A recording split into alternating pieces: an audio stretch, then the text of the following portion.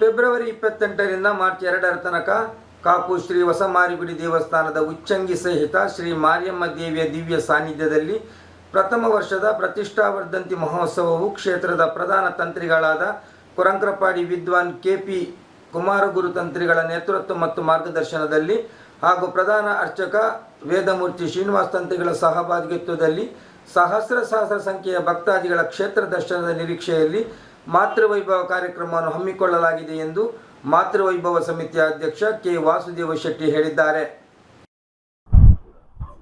ಕಾಪು ನಮ್ಮ ಕಳೆದ ವರ್ಷ ಫೆಬ್ರವರಿ 2ನೇ ತಾರೀಕಿಗೆ ಸ್ವರ್ಣಗದ್ದುಗೆಯಲ್ಲಿ ಆಸೀನರಾಗಿ ಪ್ರತಿನಿತ್ಯ ಎಂಬಂತೆ ಭಕ್ತರನ್ನು ಸಲಹುತ್ತಾ ಇದ್ದಾರೆ.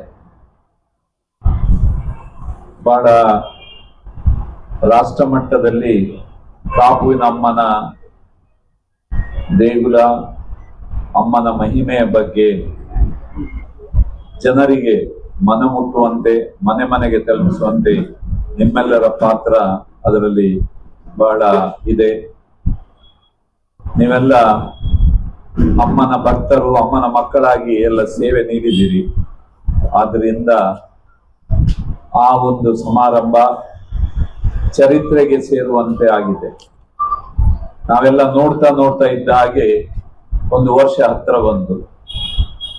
ಇದೇ ಫೆಬ್ರವರಿ 28, ಮಾರ್ಚ್ 1, ಮಾರ್ಚ್ 2 3 ದಿವಸಗಳ ಕಾಲ ನಾವು ಪ್ರತಿಷ್ಠಾ ವರ್ಧಂತಿಯನ್ನು ಆಚರಿಸಬೇಕು ಅಂತ ಆಲೋಚಿಸಿದಾಗ ಸಮಿತಿಗೆ ಅಮ್ಮ ಕೊಟ್ಟ ಪ್ರೇರಣೆ, ಈ ಒಂದು ವಾರ್ಷಿಕ ವರ್ಧಂತಿಯು ತಾಯಿಯ ಮನೆಯಲ್ಲಿ ಮಕ್ಕಳೆಲ್ಲ ಸೇರಿ ಒಂದು ಹಬ್ಬವನ್ನು ಆಚರಿಸಿದಂತೆ ಆಗಬೇಕು ಎಂಬ ದೃಷ್ಟಿಯಿಂದ ನಾವು ಈ ಒಂದು ಪ್ರತಿ ವರ್ಷ ನಡೆಯುವ ಸಮಾರಂಭಕ್ಕೆ ಮಾತೃವೈಭವ ಅಂತ ಒಂದು ನಾಮಕರಣವನ್ನು ಮಾಡಿದ್ದೇವೆ. ಈ ಮಾತೃವೈಭವದಲ್ಲಿ ಈ ವರ್ಷ ಕಡಿಮೆ ಅವಧಿ ಇರುವುದರಿಂದ ಏನೆಲ್ಲ ಮಾಡಬಹುದು ಎಂಬುದು ಇನ್ನೂ ಆಲೋಚಿಸ್ತಾ ಇದ್ದೇವೆ. ಇವತ್ತಿಗೆ ನಾವು ಇದಕ್ಕೊಂದು ವ್ಯವಸ್ಥೆ ಮಾಡಿದ ಪ್ರಕಾರ 2026ನೇ ಫೆಬ್ರವರಿ 28ರಂದು ಬೇರೆ ಬೇರೆ ವಿಧಿವಿಧಾನಗಳನ್ನು, ಧಾರ್ಮಿಕ ವಿಧಿವಿಧಾನಗಳನ್ನು ನಮ್ಮ ಕ್ಷೇತ್ರ ಮುಖ್ಯ ತಂತ್ರಿಗಳಾದ ಕುಮಾರಗುರು ತಂತ್ರಿಯವರು ನೆರವೇರಿಸಲಿಕ್ಕಿದ್ದಾರೆ. ಅಲ್ಲದೆ 2ನೇ ದಿವಸ ಅಂದ್ರೆ ಮಾರ್ಚ್ 1ಕ್ಕೆ ಹೋಮ ಮತ್ತೆ ಸಪ್ತಮಾತ್ರಿಕಾ ಹೋಮ, ಕಲ್ಪ ಮಹಾಯಾಗ ಅಂತ ಇದೊಂದು ವಿಶೇಷ ರೀತಿಯಾದ ಹೋಮ. ಈ ಹೋಮವು ಇನ್ನು ಮುಂದೆ ಪ್ರತಿ ವರ್ಷ ನಡೆಯಲಿಕ್ಕಿದೆ. ಈ ಮಾತೃವೈಭವ ಯಾವವರೆಗೆ ಆಗ್ತದೆ ಆವರೆಗೂ ಆ 2ನೇ ದಿವಸಕ್ಕೆ ಈ ಸಪ್ತಮಾತ್ರಿಕಾ ಕಲ್ಪ ಮಹಾಯಾಗ ನಡೆಯಲಿಕ್ಕಿದೆ. ಅದರಲ್ಲಿ ಭಕ್ತಾದಿಗಳೆಲ್ಲ ಭಾಗವಹಿಸಬೇಕು, ಸಂಕಲ್ಪದಲ್ಲಿ ಪಾಲ್ಗೊಳ್ಬೇಕು ಅಂತೇಳಿ ನಾವೆಲ್ಲ ಕೇಳ್ತಾ ಇದ್ದೇವೆ. ಅದೇ ರೀತಿ 2ನೇ ದಿವಸ ಅಂದ್ರೆ 3ನೇ ದಿವಸ ಮಾರ್ಚ್ 2ನೇ ತಾರೀಕಿಗೆ ಅದು ಮತ್ತೂ ವಿಶೇಷವಾದ ದಿನ. ಅಮ್ಮ ಸ್ವರ್ಣಗದ್ದುಗೆಯಲ್ಲಿ ಶ್ರೀಚಕ್ರ ಪ್ರತಿಷ್ಠಾಪನೆಯೊಂದಿಗೆ ಆಸೀನರಾದ ದಿವಸ. ಅದಕ್ಕಾಗಿ ಪ್ರತಿ ವರ್ಷಕ್ಕೆ ಒಂದೇ ಸಲ ಆ ಶ್ರೀಚಕ್ರವನ್ನು ನಮ್ಗೆಲ್ಲ ಭಕ್ತರಿಗೆ ನೋಡುವ ಅವಕಾಶ.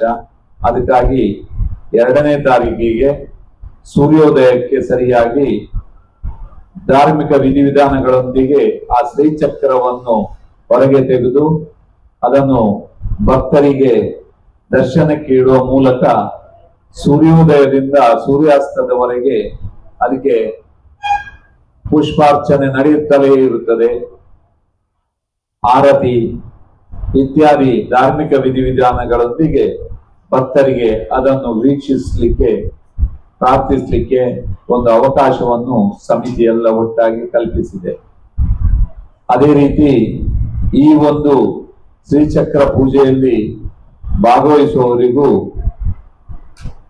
2 ದಿವಸಕ್ಕೆ ಅಂದ್ರೆ ಸಪ್ತಮಾತ್ರಿಕ ಮಹಾಯಾಗಕ್ಕೆ ಮತ್ತು ಶ್ರೀಚಕ್ರ ಪೂಜೆಗೆ ಭಾಗವಹಿಸಲಿಕ್ಕೆ ಒಂದು ಸಂಕಲ್ಪ ಕುಳಿತುಕೊಳ್ಳಲಿಕ್ಕಾಗಿ ಒಂದು ಪೂಜೆಯ ವ್ಯವಸ್ಥೆಯನ್ನು ಮಾಡಿದೆ.